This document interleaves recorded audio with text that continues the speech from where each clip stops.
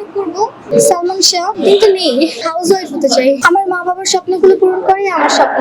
এর আগে আমার কোথাও কাজ করা হয়নি, আর এরপরে কাজ করেছিলাম অপারেশন জ্যাকপট, অনন্ত জলিলের সিনেমা।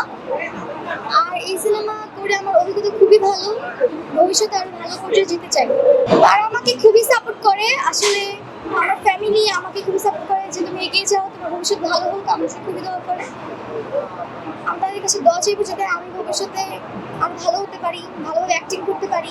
আমার অভিজ্ঞতা আসলে এটা শিশু শিল্পী তো খুবই ভালো লাগছে, আসলে এমন একটা সিনেমায় কাজ করতে পেরে নিজেকে খুবই ধন্য মনে হচ্ছে। এরপরে প্ল্যানিং চলছে নাটকের, ইনশাআল্লাহ নাটক করব। সিনেমাতে ক্যারেক্টার হচ্ছে বোন, তারপর নায়িকার ছোটবেলা, এখন তো বড় হয়ে গেছি, এখন নায়িকা। আমি প্রফেশনাল না, আসলে আমি চাই একটু একটু কিছু করতে সিনেমা।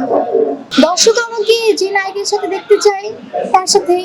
আমি তো আর বুঝি না যে কোন নায়কের সাথে আমার ফেসটা যাবে, কার সাথে আমার মিলবে, বন্ডিং হবে। স্বপ্নের নায়ক বলতে হচ্ছে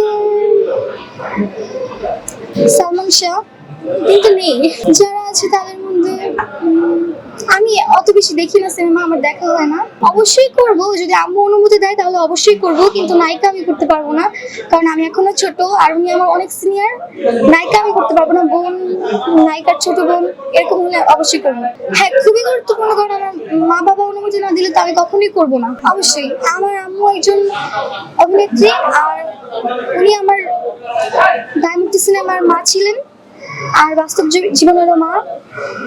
আর উনি আমাকে নিয়ে এসেছেন এই সিনেমার জগতে। ভবিষ্যতে নিজেকে আদর্শ মানুষ হিসেবে দেখতে চাই, একজন ভালো মানুষ হতে চাই,